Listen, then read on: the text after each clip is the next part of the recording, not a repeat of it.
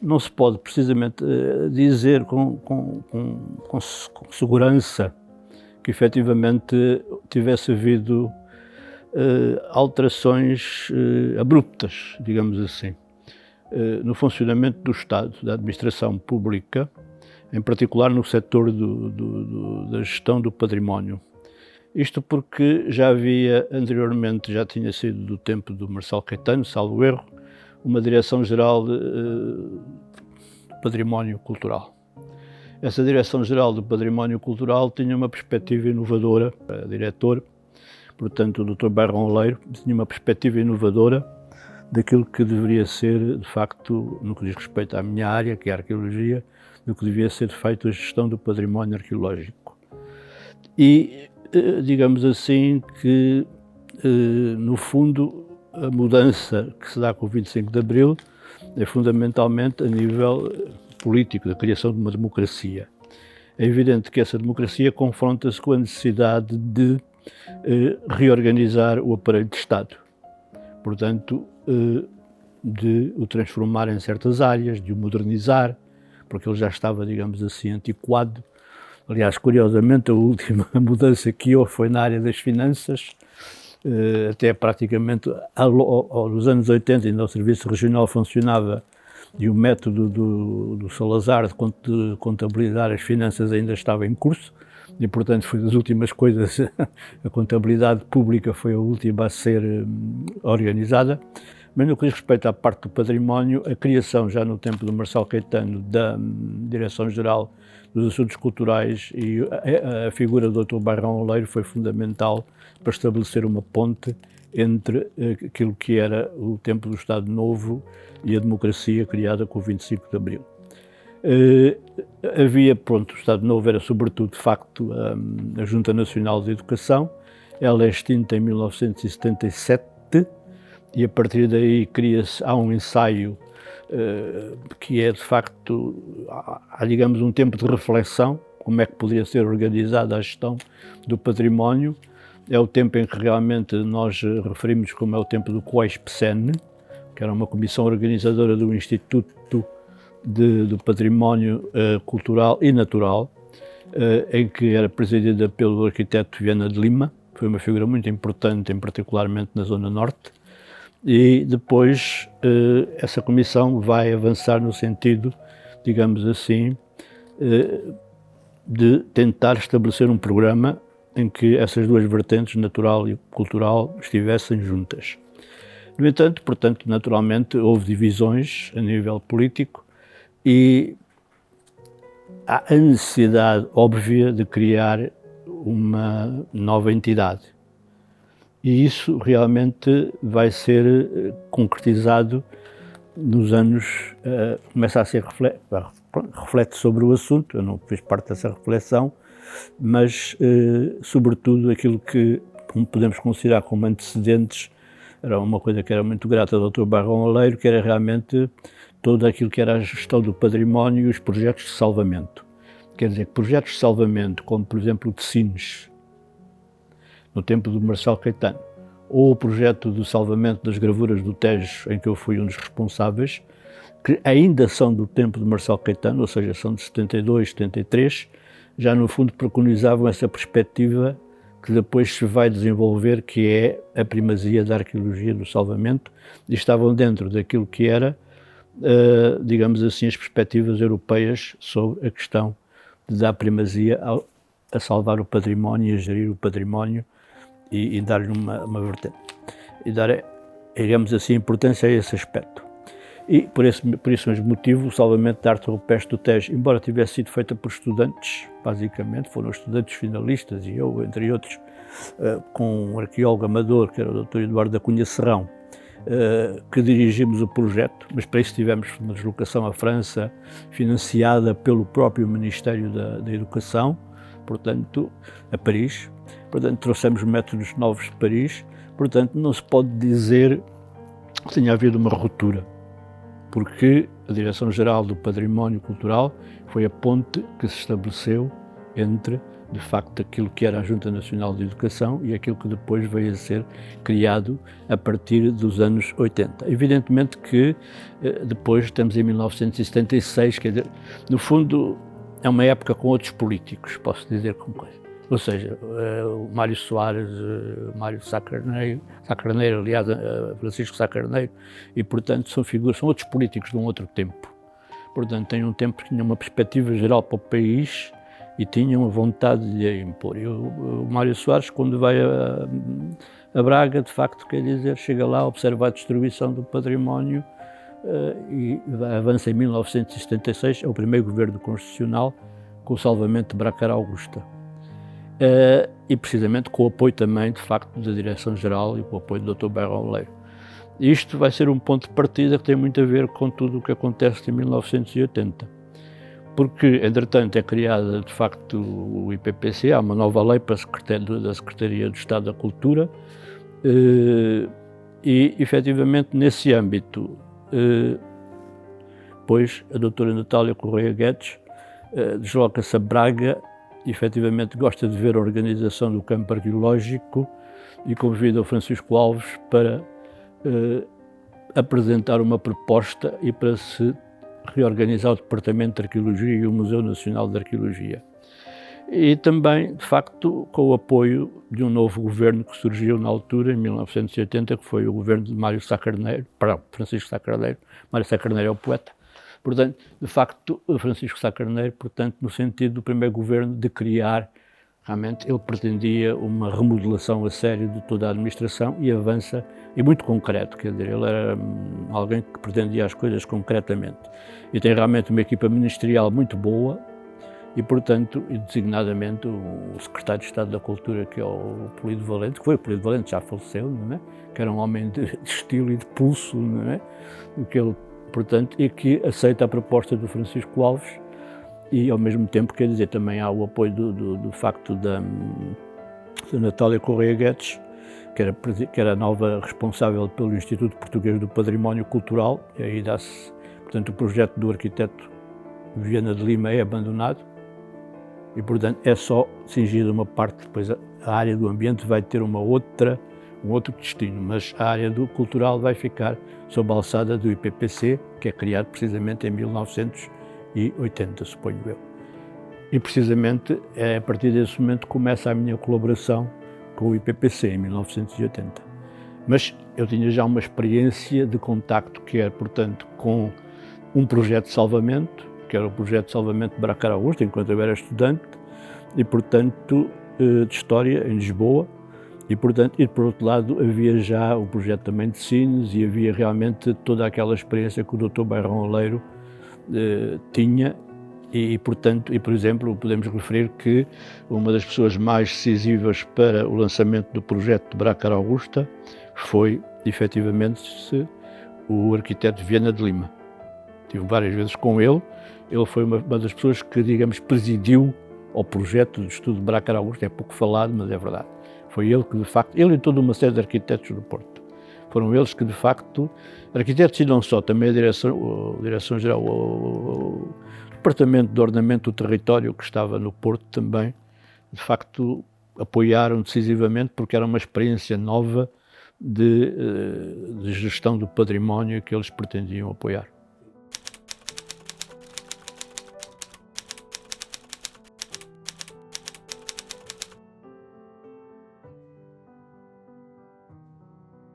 É preciso terem atenção o seguinte, é preciso ter atenção que nós, propriamente dito, tínhamos um currículo, ou seja, nós pertencíamos a uma geração de estudantes que tinham estado em confronto com o Estado Novo, ou seja, tínhamos participado nas lutas estudantis dos anos 70. Portanto, estávamos muito habituados a gerir processos novos e, portanto, tínhamos essa experiência, por um lado, uma experiência política de contestação e de sermos capazes de intervir em público, etc. Por outro lado, e que foi realmente um momento bastante duro, não é? Nos anos... Foi porque, agora deixando isso lá, passando diretamente à questão. Portanto, depois, por outro lado, tem que ver também que nós todos, é a geração, que chamam geração do Vale do Tejo impropriamente, toda essa geração, que ainda hoje alguns estão, como por exemplo o Rui Parreira, que está diretor do Algarve, creio eu, do Algarve, foi uma geração que de facto, como estudante, assumiu responsabilidades, e ainda eram simplesmente estudantes finalistas ou estudantes a terminar. Portanto, e logo a seguir entrou de imediato a trabalhar em diversos projetos de arqueologia. Portanto, em 1980 já eu estava mais que preparado para assumir responsabilidades. Ou seja, não era nada de novo assumir responsabilidades para mim e para outras pessoas que também as assumiram noutros locais. Portanto, não foi propriamente uma inovação, tanto mais tínhamos uma forte apoio político dos governos, quer do governo social-democrata, quer depois do governo socialista, tínhamos forte apoio político sempre, ou seja, nós contactávamos, também tínhamos o apoio da diretora Natália Correia Redes, que foi sempre impecável no apoio, e por outro lado funcionavam realmente também a Comissão Nacional de Arqueologia, funcionava aqui em Lisboa, e aí está, e aparece aí a figura precisamente do Dr. Bairrão Oleiro, que estabelece a continuidade e que nós já conhecíamos muito bem, porque já tínhamos contactado com ele em 72 e 73. Portanto, quer dizer, não se pode dizer que foi uma situação como se alguém que se lança para a piscina, não é? Portanto, não foi um big splash, não é? Portanto, de facto, quer dizer, é algo que veio, de facto, dentro de uma certa continuidade. Portanto, não foi... Portanto, o que é que acontecia por outro lado? Acontecia que eu também contava e mantive sempre esse cargo de responsável da Unidade de Arqueologia da Universidade do Minho. E ao manter os dois cargos sem remuneração adicional, portanto, de facto, o que é que acontece? Acontece que foi possível eu contar com os meios da Unidade de Arqueologia, também para o efeito. Além do mais, há o Campo Arqueológico de Braga, que vai transitar para o Museu Dom Diogo de Sousa, do qual, como já comissão instaladora, eu também fazia parte, e portanto também contava com os meios, de facto, de toda uma equipa excepcional que se formou no Campo Arqueológico de Braga a partir de 76 e que depois transitou para o Museu Dom Diogo de Sousa. Portanto, eu tinha muitos meios para poder, de facto, até mais meios que os meus colegas que foram nomeados para o Centro e para o Sul, para poder, por exemplo, pegar na viatura do serviço da Universidade do Minho, na viatura no Jeep, no motorista, e dizer-lhe, agora vamos apoiar um projeto do Serviço Regional de Arqueologia. E como eu era o presidente da Unidade de Arqueologia, ninguém ia discutir isso, não é? Portanto, ou pedir ao pessoal do Museu Dom Diogo de Sousa para participar num projeto do Serviço Regional de Arqueologia. Quer dizer que, e depois, evidentemente, digamos assim, a ligação com o Serviço Central, com o Departamento de Arqueologia, que era o Dr. António Carlos Silva, portanto, que era meu colega de carteira, quer dizer, era uma espécie de máfia. De facto, quer dizer que, efetivamente, bastava telefonar para ele, não é? Quer dizer, para, de facto, os assuntos ficarem resolvidos, todos os assuntos pendentes. Não era preciso trocar sequer e-mails, na altura não havia.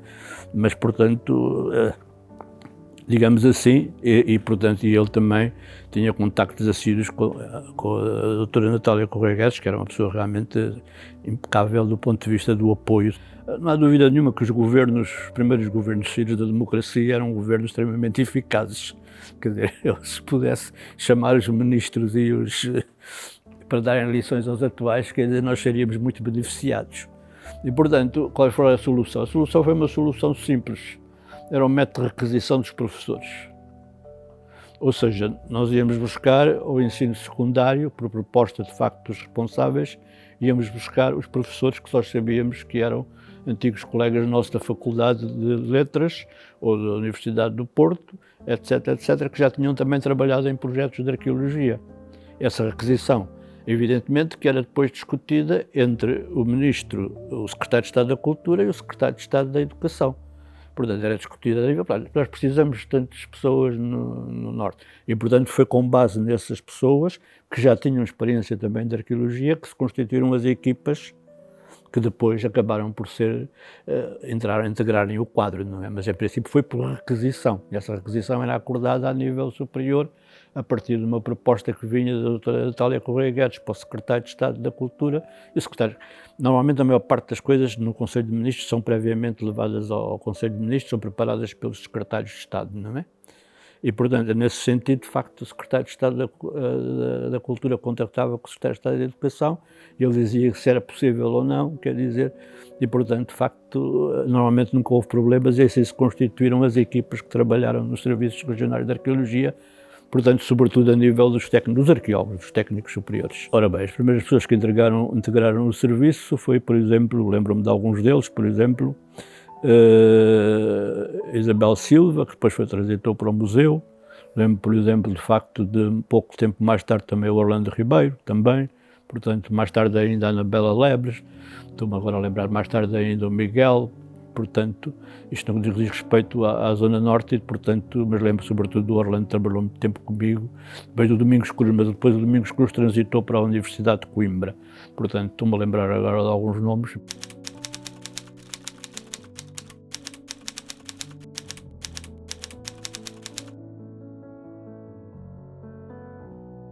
Dos conselhos regionais, eles funcionaram. Esses conselhos regionais, eu ainda outro dia perguntei, até porque a minha filha foi visitar o Museu de Serralves e depois falou-me que seria o único edifício da época. Há outro edifício como a Casa Allen, não é? Que eu gosto muito. E a Casa Allen era o sítio onde se reuniam os conselhos regionais de arqueologia, sobre a minha presidência, naturalmente, como diretor, e esses conselhos regionais de arqueologia funcionaram durante bastante tempo. Quem é que de facto, quer dizer, nos acolhia? Era o Rui Feijó. Portanto, o Rui Feijó era uma ponte muito importante, quer com a... portanto, tinha lá o seu gabinete, era o representante do secretário de Estado da Cultura no Norte. E, portanto, é daí que vai nascer um pouco a ideia, de facto, da Delegação Regional da Cultura, porque, no fundo, a existência de um representante do secretário de Estado da Cultura no Norte é fundamental, não é? Para estabelecer uma ponte direta, ou seja, o funcionamento dos serviços regionais tem duas pontes. Tem uma ponte que é, ou várias pontes, tem uma ligação, de facto, à Secretaria de Estado da Cultura, por via, de facto, do Rui Feijó, que foi muito tempo, de facto, representante, não é? Na Casa Allen, onde se faziam as reuniões. Depois, efetivamente, também, através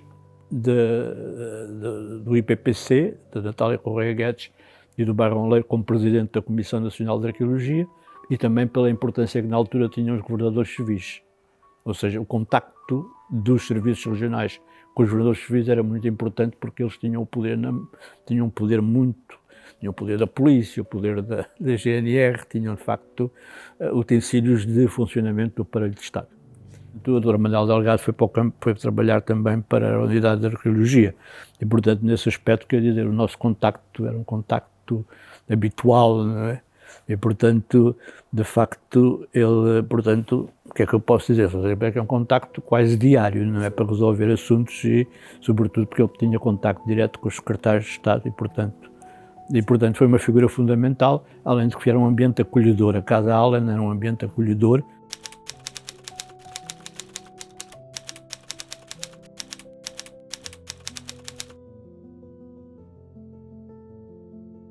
No fundo, o serviço, quer dizer, eu sou um pouco formal, parece que não, mas sou formal. Ou seja, o serviço cumpria a lei, estritamente a lei que estava, os serviços que estavam encarregados. Tinha, portanto, uma função que era, a primeira função, que era salvar o património. E como é que isso funcionava na prática? Funcionava efetivamente pela intervenção dos serviços sempre que havia, portanto, algum apelo de um conselho, estou-me a referir aos municípios, de um município, que eram frequentes, e depois, de facto, ou que havia uma situação que era criada e que nós tínhamos conhecimento e, portanto, a partir desse momento, abria-se um processo.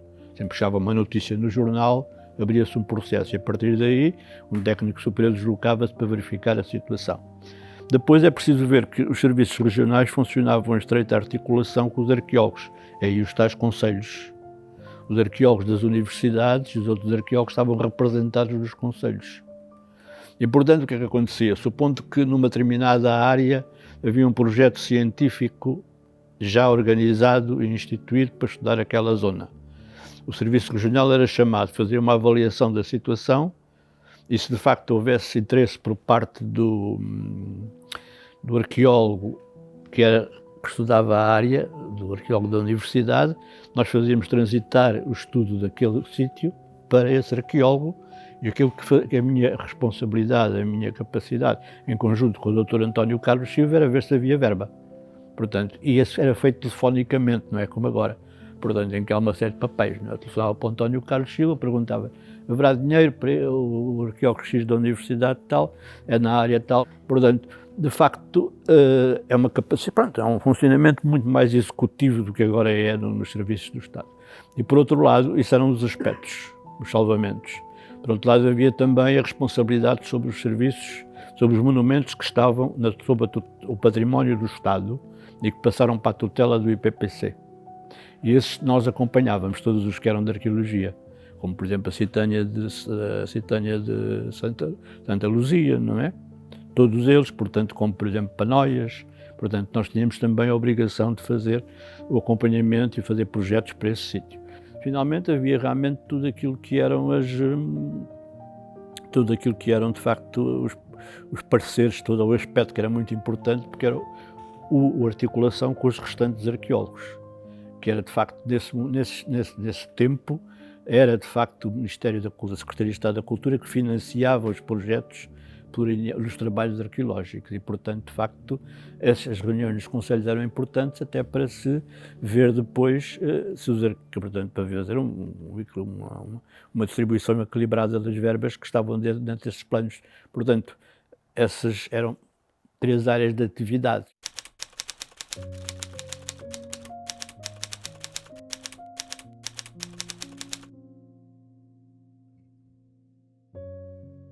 Parte foi feito pelo Serviço Regional, mas também quando o Serviço Regional partia sempre do princípio, sempre que houvesse um arqueólogo interessado de uma universidade, um arqueólogo ligado a uma determinada entidade, entregava a esse arqueólogo.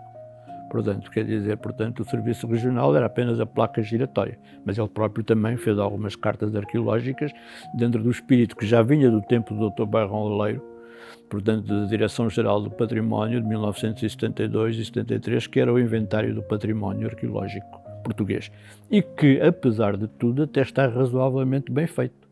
Ou seja, só não está digitalizado como deveria estar, mas apesar de tudo, existe uma informação muito recolhida e, curiosamente, por exemplo, nós fizemos um inventário do Conselho de Património Arqueológico de de Faf, e, curiosamente, fizemos depois, mais tarde, uma revisão, quando foi daquelas revisões dos planos diretores, e chegámos à conclusão de que, numa década, pouco mais de 15% do património tinha desaparecido. Quer dizer, essas cartas arqueológicas foram fundamentais para o bom funcionamento da defesa global do património arqueológico, que não é tão má como se pensa. O problema depois é que o funcionamento dos governos não é hoje tão bom como era na altura. Pelo menos não é uma impressão de uma pessoa de idade, é apenas uma impressão de facto concreta e material. Ou seja, por exemplo, o Ministério da Agricultura respeitava aquilo que eram atualmente, quer dizer, dá-se parecer para, por exemplo, para uma grande plantio de vinho ou olival intensivo no Alentejo, quer dizer, o Ministério da Agricultura dá aquilo com toda a facilidade, não é? E antigamente não, antigamente consultava de facto a Secretaria de Estado da Cultura para ver quais eram os sítios que podiam ter impacto. E portanto, isso realmente hoje em dia, sobretudo na parte agrícola e na parte urbana, que são as partes mais graves de facto da incidência do património, não está a funcionar tão bem a articulação como devia ser.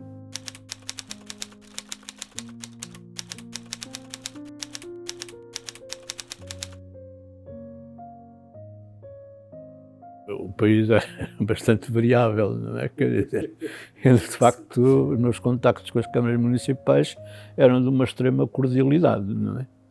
Portanto, de facto, porque a máxima boa vontade dos presidentes todos, evidentemente, as áreas urbanas eram mais complicadas, não é? Que é o caso, por exemplo, do engenheiro Mesquita Machado e eu, portanto, nunca tivemos uma relação muito positiva, nem muito negativa, quer dizer, apenas havia conflitos relacionados com os projetos urbanísticos, como há em Lisboa, como há nas outras cidades, portanto. E, de facto, quer dizer, mas de uma maneira geral, portanto, as câmaras procuravam muito o apoio, de facto, do Serviço Regional de Arqueologia, não é? Portanto, porquê? Porque as relações eram extremamente cordiais e, portanto, as câmaras municipais aos poucos foram criando os seus gabinetes de arqueologia, sempre com o apoio do Serviço Regional, quer dizer, o Serviço Regional respeitava muito, de facto, todas essas iniciativas camarárias. Ainda hoje me lembrei, por exemplo, de facto, por causa do Dr. Fernando Gomes, que é neste momento ligado ao futebol e que aquela questão da Ucrânia também fazer parte, e ele, foi uma intervenção, me lembrei que, de facto, ele, à altura, o conheci como presidente da Câmara Municipal de Vila do Conde, quando ele começou a sua carreira política. E, na altura, em Caxinas, apareceram lá uns restos de uma vila. E ele realmente deu um apoio extraordinário à intervenção que foi feita, de facto, nessa altura.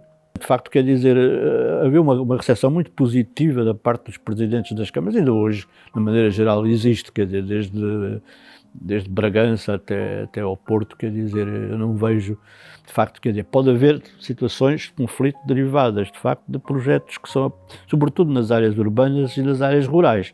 É um pouco, de facto, o desconhecimento da situação que às vezes ocorre, porque as áreas rurais estão sujeitas realmente àqueles grandes àqueles projetos que são aprovados no âmbito, de facto, há pequenos casos e casos que não têm, de facto, razão de ser, não é? Portanto, mas de uma maneira geral, mas isso é sobretudo no Sul, mais no Sul do que no Norte. E depois tem a ver com a florestação. Na florestação houve um grande erro do governo, dos governos, já não lembro que governo foi, que foi realmente acabar com os serviços regionais, os serviços do Norte das florestas, não é? Para mim foi um grande erro. Porquê?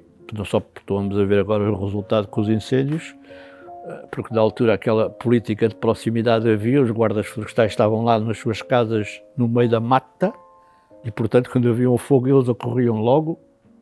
Agora já não há ninguém nessas casas e, portanto, de facto, quer dizer, acabarem com os serviços florestais foi um erro e nós tínhamos uma política de colaboração muito estreita, aliás, de facto, com a direção dos serviços florestais do Norte, porque eles geriam uma grande área e sempre que as máquinas também são muito destrutivas, as máquinas da floresta são muito destrutivas. E, portanto, em umas horas podem destruir um sítio arqueológico.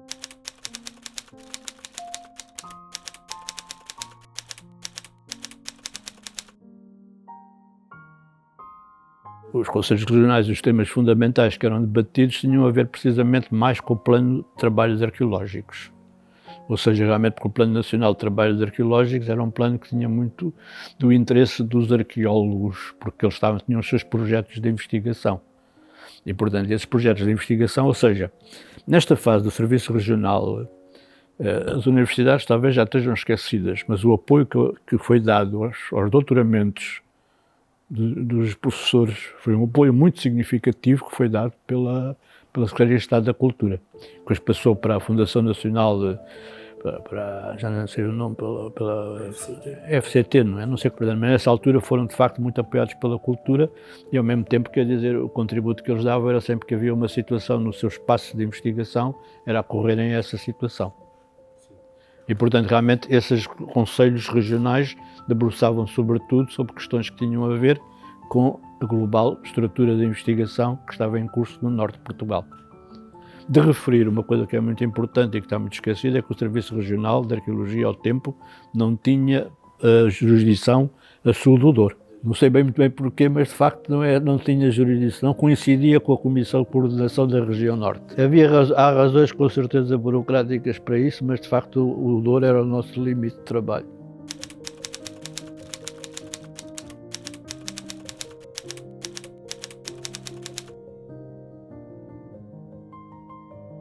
Eu já escrevi os artigos sobre isso, foram publicados na altura, quer dizer, o meu balanço sobre isso é que de facto, quer dizer, globalmente, portanto, cumpre realmente. O problema não está tanto na maneira como estão organizados os serviços do Estado, mas tem a maneira como depois os serviços de Estado se relacionam, com a estrutura global de funcionamento da arqueologia. E aí assim é que, de facto, eu, na altura, lembro, se não me engano, quando foram extintos os serviços regionais, a minha preocupação fundamental foi no sentido, de facto, que me parecia a mim muito complicado terem a mesma capacidade e a mesma mobilidade a arqueologia dentro de uma estrutura maior, mas que, para tanto, quer dizer que fizessem, de facto, transferência, evidentemente, de algumas capacidades, quer dizer, que assinassem protocolos com as universidades, no sentido das universidades poderem acompanhar alguns processos, algumas áreas, quer dizer, portanto, no sentido, de facto, de fazerem uma externalização das suas funções. Parece-me aí que o grande erro que tem sido sempre cometido é de não haver externalização mediante protocolos com universidades ou protocolos com outras entidades, inclusive com empresas privadas que pudessem realmente realizar tarefas que estão atribuídas realmente a essas divisões de arqueologia e, portanto, seria um processo realmente de elas se remeterem a tarefa fundamental de inspeção de todos esses protocolos que seriam estabelecidos com outras entidades. E, portanto, eu escrevi um artigo na altura sobre isso, não é? É como tudo, não é? Cada governo é eleito e decide realmente qual é a sua estrutura de funcionamento, mas, portanto, eu disse, o governo decidiu e, portanto, foram eleitos. Portanto, aquilo que me parece é que a capacidade de intervenção vai diminuir, uma vez que se perde o contacto direto entre o diretor regional de arqueologia, que tinha o contacto através do delegado, não é? E não se tinha também o contacto através do Departamento de Arqueologia e, portanto, para que não fique coisa, seria importante que a Delegação Regional da Cultura estabelecesse protocolos com entidades, por exemplo, com a Universidade do Minho, com a Universidade do Porto, com determinado grupo, com determinada Câmara, quer dizer, portanto, de facto, esses protocolos serviriam depois a função de inspeção do funcionamento desses protocolos e o exame desses relatórios deviam depois ser feitos, de facto, pelos técnicos do coisa. Isso não aconteceu e isso, de facto, quer dizer, provocou grandes problemas no funcionamento da arqueologia. Só que estamos a ver que o Serviço Regional, quer dizer, tinha menos casos e, por outro lado, quer dizer, os assuntos eram logo tratados à partida de uma forma menos burocrática. Havia menos papéis a circularem. Como expliquei há um bocado, por exemplo, para se pedir realmente para se avançar para uma intervenção, bastava eu, como diretor do Serviço Regional, dizer ao arqueólogo que pode avançar, não é? O arqueólogo, podia ser um arqueólogo da Universidade do Porto, pode avançar. Eu tenho um aval do diretor do departamento, o qual, por sua vez, a presidente confiava plenamente, não é? Não queria discutir, e por outro lado, efetivamente, quer dizer, existe a verba tal, e, portanto, a partir daí, isso era feito pelo telefone e estava resolvido em 3 ou 4 horas. Portanto, o que é que acontece neste momento? Por isso é que eu dizia, é inexplicável. Cada vez que o arqueólogo faz uma intervenção em contexto, de facto, de salvamento, nós podemos imaginar o que será, de facto, se cada vez que um médico operador cirurgia faz uma operação, de facto complicada, delicada, tivesse que pedir autorização ao Ministério da Saúde, não é? Então, quer dizer, as pessoas morriam todas. Então, nos hospitais, primeiro que chegasse a autorização do Ministério da Saúde. Como é que isso se resolvia pura e simplesmente? Por exemplo, no caso de Bracar Augusta, podia ser perfeitamente a Câmara, portanto, estabelecido um protocolo entre a Câmara, a Universidade do Minho e portanto, a Direção Regional da Cultura do Norte, para que houvesse imediatamente a Câmara, antes do processo ir já devidamente informado, não é? Porque agora o que se passa primeiro vai o licenciamento à Direção Regional da Cultura, depois é visto, depois são condicionadas as escavações prévias. Quer dizer, o processo devia ir para a Direção Regional da Cultura já com os trabalhos arqueológicos feitos de acordo com aquilo que fosse o acordo estabelecido entre a Câmara e a Universidade do Minho, por exemplo, que tinha para o efeito um protocolo assinado conjunto. Pronto. E a partir daí já era tempo ganho, quer dizer. Portanto, é isso que eu sempre sugeri quando foram extintos os serviços regionais de arqueologia, foi essa questão, ou seja, fazer protocolos com os gabinetes das câmaras de arqueologia, quer dizer, portanto, todos eles, porque no fundo, quer dizer, assim poupava-se trabalho E, de facto, a Direção Regional da Cultura do Norte funcionava como uma entidade de inspeção, fundamentalmente, e de verificar se os protocolos estavam a ser cumpridos e depois de examinar os relatórios dos trabalhos realizados. Mas quando iam ver, digamos assim, um arquiteto porque depois gera-se umas confusões terríveis. Eu lembro-me de um caso muito concreto, de facto de ter havido uma informação de facto vinda da Direção Regional da Cultura sobre um projeto de facto para uma determinada área e eu, portanto, lá disse, havia o condicionante de sondagens arqueológicas e nós fizemos sondagens arqueológicas pagas pelo proprietário do terreno.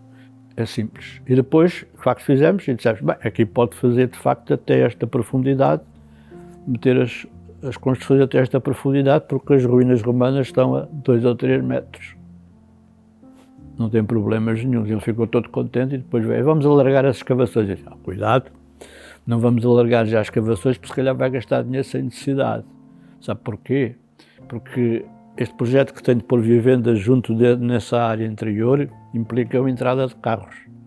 E para isso é preciso que o arquiteto da Direção Regional da Cultura do Norte esteja de acordo com o alargamento da porta. Isto é uma fachada antiga. Se ele não estiver de acordo com o alargamento da porta, é escusado nós fazermos mais escavações. Ok? E o arquiteto não esteve de acordo. E depois o indivíduo foi-me agradecer, porque realmente ele disse que não ia fazer mais escavações sem realmente ter a... Portanto, não foi aceito o alargamento da porta na altura. Portanto, quero dizer que há uma burocracia excessiva, em minha opinião, que podia ser resolvida transferindo depois a função de inspeção deve recair, essa sim, sobre a Direção Regional da Cultura do Norte. E o problema passa-se, por exemplo, os diretores das escolas têm cada vez mais poder, das escolas do ensino secundário. Está bem, para mim está muito bem, mas depois tem que haver uma inspeção, como havia antigamente, uma inspeção superior da educação, que vai examinar se os diretores não estão a abusar. Repare bem, só para acrescentar mais um pormenor, por exemplo, depois o diretor tem que ter uma função executiva, não pode ser um simples... coisa. Por exemplo, eu reparo bem que lembro-me de um episódio que houve um dos técnicos superiores que de facto foi visitar uns e depois ele pôs lá um parecer negativo, esse técnico superior. E eu disse, achei que ia criar agora um conflito com o Vítor Oliveira Jorge, não valia a pena. Eu fiz um despacho a dizer que sim senhor, tinha muito respeito pelo parecer, mas achava que de facto, quer dizer, não se justificava perder mais tempo com o assunto e portanto por mim fechava o assunto ali. Pronto, e ele aceitou. E portanto, quer dizer, o diretor também tem que ter um papel executivo.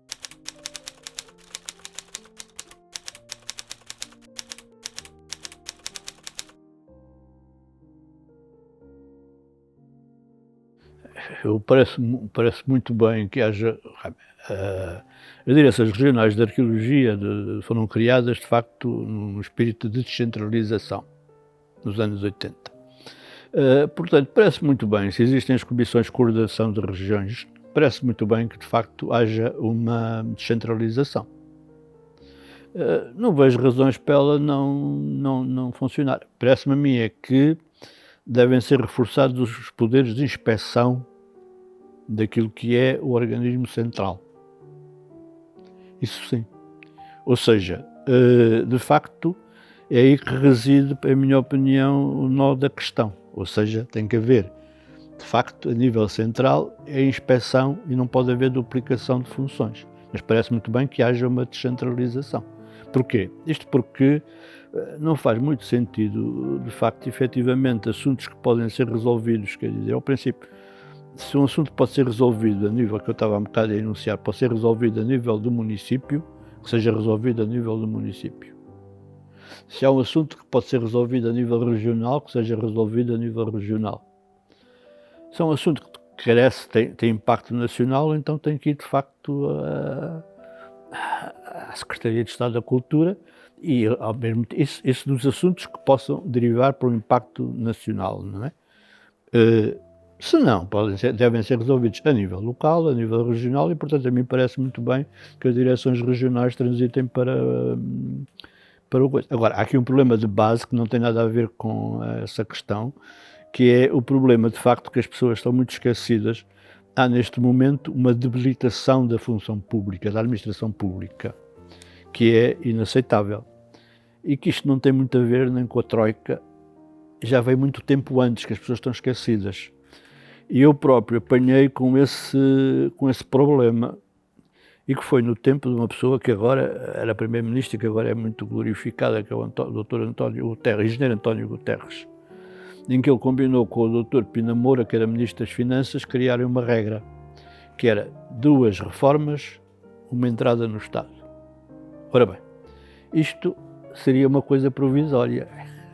Só que foi ficando, e só foi abolida o ano passado.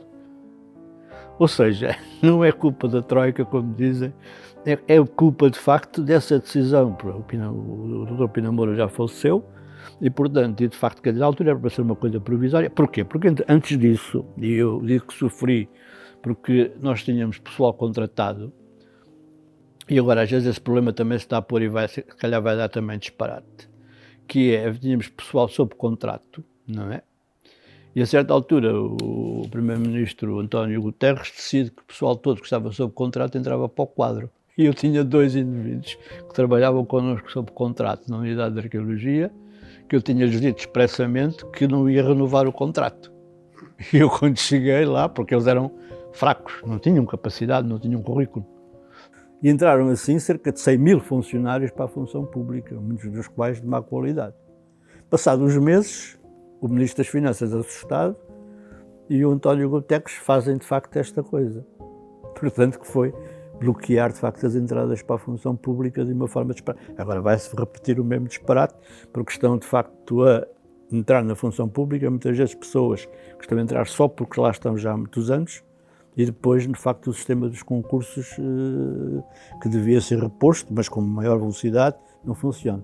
Portanto, eu acho que, de facto, quer dizer, é necessário reforçar o aparelho de Estado e remeter, de facto, para a parte central também reforçada, para aqui para Lisboa, para o Palácio da Ajuda, mas reforçada, de facto, poderes, sobretudo, de inspeção. E os casos que são nacionais, não é? Podem ser, de facto, o problema nacional, que é efetivamente remetido de facto para o... Portanto, o problema que se transforma num caso nacional ou através da imprensa, até em última análise também pode ir para a Procuradoria-Geral da República, como agora se faz, portanto, para a Procuradoria-Geral da República dar opinião sobre se é legal ou não é legal. Os casos nacionais, mas os casos regionais, eu concordo plenamente com a passagem das direções regionais para a Comissão de Coordenação, até porque elas têm de facto, um impacto político, de facto, significativo e podem resolver muita coisa. Até porque no tempo em que o Serviço Regional funcionou, eu lembro-me que eu consegui, isto depois depende também dos diretores dos serviços, eu tinha o apoio de todos os meus colegas do Norte. Uma vez eu pedi admissão e eles chegaram, de facto, todos a fazer um abaixo-assinado, a pedirem para eu não se demitir e dirigido ao diretor, que era na altura o Palma Ferreira, a pedir para eu continuar. Ele também telefonou para eu continuar. E, portanto, de facto, tinha o apoio das câmaras. E, portanto, de facto, quer dizer, havia esta base local de apoio, é muito importante, e, portanto, através das comissões de coordenação da região norte consegue-se realmente uma ligação. E também havia os governos civis que hoje não existem. Portanto, essa implantação regional é decisiva para o bom funcionamento dos serviços e depois, evidentemente, o contacto que deve ser. A intervenção do Departamento de Arqueologia era mínima nos assuntos dos serviços regionais. Era apenas uma intervenção global, mais do que... portanto, um pouco mais do que isso. Basicamente e globalmente, acho que a arqueologia tem sido um setor que tem funcionado relativamente bem e, portanto, evidentemente que há sempre problemas, há sempre casos, há sempre problemas de conflitos por vezes que surgem, não é? E, portanto, eu o que entendo é que a arqueologia portuguesa é um setor que está bastante bem